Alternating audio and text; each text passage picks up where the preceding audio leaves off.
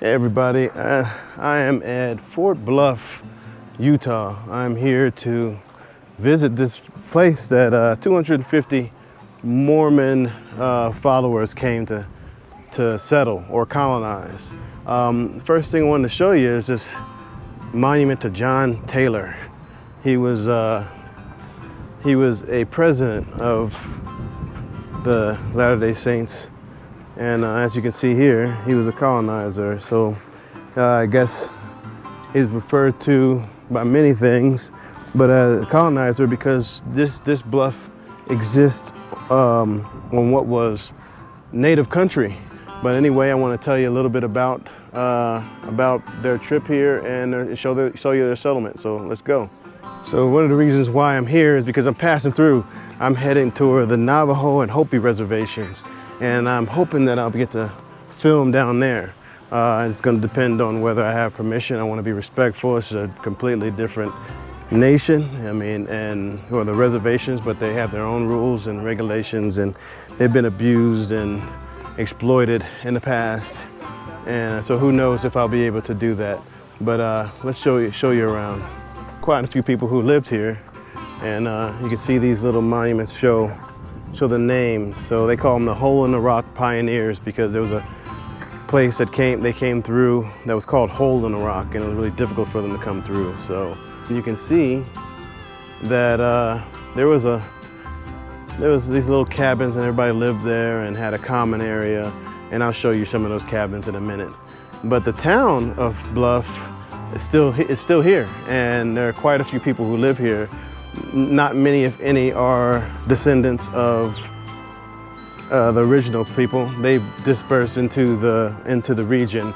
But this is mostly a place where people come for the holiday, for summer, for spring, and then during the winter, there's barely anything that even opens up. They still do have a Latter-day Saints church, and some of the volunteers who are here are somewhat on I guess they call it a mission, come here and teach and share. I spoke with one a little earlier, and they live down here in sort of a trailer area and go back somewhere else in the winter. Many of them do. So let's explore.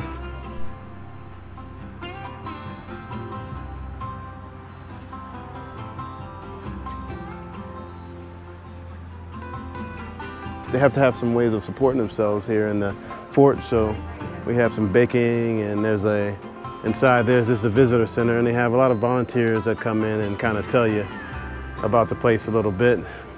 And if you can see, they have maybe one or two original parts of the fort, and they have one original building, which we're going to see in a minute. But the story is they sent I think it was 250 people, men, women, and children, down here to start this. This is called the San Juan Mission, and it was created to have, from what those Latter-day Saints say, to have better relations with the tribes down here. The tribes down here would have been the Hopi, the Navajo, the Ute and Paiute nations, and they had ups and downs, and ups and downs in their relations for several different reasons. But one thing is, there was European settlers coming and settling on tribal land, which is sort of like going into another country and settling on their land. So, the cultures are a little bit different, but it's the same principle. So this is some of the thing that kind of upset them. So here's an example of a water wheel. This is something that they tried to feed the crops that they tried to grow when they got here. Apparently they weren't all that successful. The San Juan River was a pretty difficult river to work with. It often flooded, washed away their crops, and it was sometimes that they were hungry, and they depended on sometimes the tribes to come and help and feed them.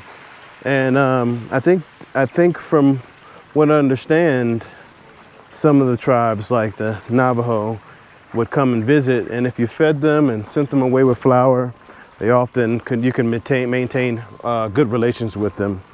So this is a Navajo mud dwelling here. You can see that they constructed it out of wood, and then they cover it in mud, which insulates it. And yeah, it's a little warm out here now. and we'll go in here and check it out.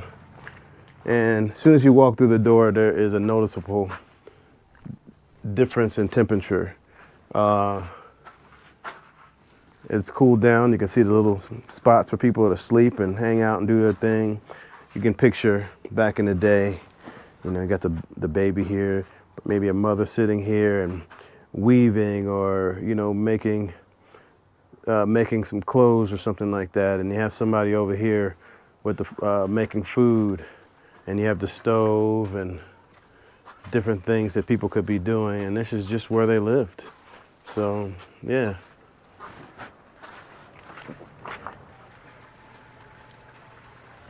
So there's a teepee.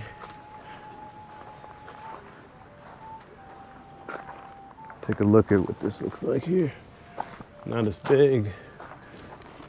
They have a little fire and the smoke go up the roof there. So this is as basic as it gets. And this was the home of so many people at one time. And looks like a place you can make yourself comfortable. I mean, there are tents, there are modern tents that are smaller and more uncomfortable than this. And looks like it can insulate you to some extent from outside elements and from the temperature. You can set a fire right there. You have some of these native blankets here. I'm sure they kept you warm. Oh, they didn't tie it to the... Hi. So here's a wagon. Look at that. I'm sure you've seen plenty of these on TV, movies, and things like that, but these are pulled by the horses, and they're sometimes hard to deal with and can easily break down. You can sit up here. Let me get up here and see what it's like to, oh, I don't want to stand on that because it looks like it's not that sturdy. But yeah, this is what it looked like. Just imagine one of these things. Yeah, I don't know if you had a spare wheel or not, but if you did, you definitely didn't have like a Meineke or a place to come and get you, or AAA. You had to deal with that yourself. And they had to pull these down mountains. Now, this particular group who came here, the 250, they'd have to make these pull these down mountains. Excuse me, they'd have horses on the front of them, and they'd go down mountains, and then you'd have the rest of the people holding the back with ropes so it didn't go completely loose and you know, fall down the side of the mountain. So yeah, that was something. So this part of the fort, we see some of the cabins that people lived in. They just grabbed logs and did their little cabin thing. And we're gonna take a peek at one of them. One of them is still original from what I understand. This is the Perkins family cabin. Wow, there wasn't much room. The Perkins family there. So all these people lived in this little cabin. Can you see the size of this thing? I mean, you have the bed right here. I don't know if the bed was really that big. I don't know if the whole family sat there or what. But there's not a whole lot of room. But I can tell you one thing is better than what they had been through when they got here. I mean, they, you know, lived out in the wilderness and made their way through just the roughest country you can imagine. So I'm sure this was better. I'm sure they spent most of their time outdoors. So, you know, I think that was literally to dwell in, to eat, sleep, you know, hang out and do whatever you did. This is an original cabin here. So everything you see here, I'm sure it's been touched up, but this was the original one. So we have, you know, and even when I come in here, I can hear even my sound is a bit insulated in here. I can hear the difference. So yeah, this is the original one. And this might be an original stove here. Yeah, this is no joke. Steel here, pretty heavy. Got a rug, and this is what you might expect coming in here. I guess this would be an area where you take a bath.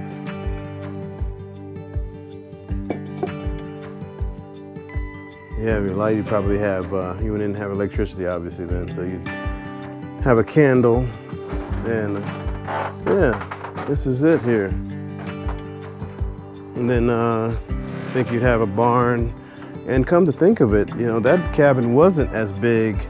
That cabin wasn't much bigger or at all than the other ones. I think what I saw was this little barn, so probably people had their chickens and you know, cattle or whatever animals that they lived on out here, which makes this look a bit bigger. These wooden floors are pretty worn out.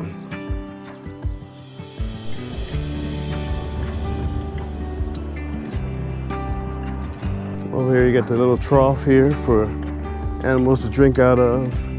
This might have been, oh, this does look like the original well here.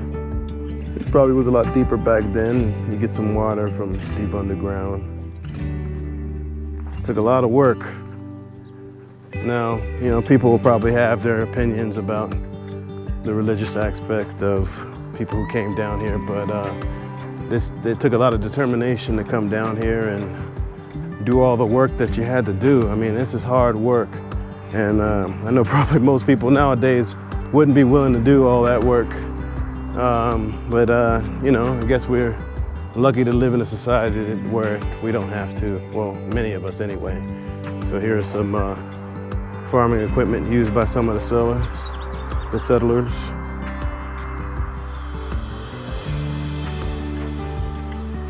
So I guess that they would use that to open up the ground and throw the seeds in. Forgive me, I don't know all the technical terms for farming. I'm not a farmer, but you know, I think most of us have seen that sort of thing on TV at the very least. So looks like a blacksmith shop. So they make the horseshoes and all the tools and be able to forge all sorts of things made of metal. And you got this little sharpening wheel. This thing was going around. I think this is original because you can see it's done some work here. But anyway, I'm done here. Stay tuned. I'm going to the Navajo and Hopi tribe and to their reservations, and hopefully I'll be able to document that. But I'll let you know. And if not, then I'll let you know of my experience down there. But anyway, I love you. Share this with anybody who might be interested. And I'll see you soon. Love you guys. Bye.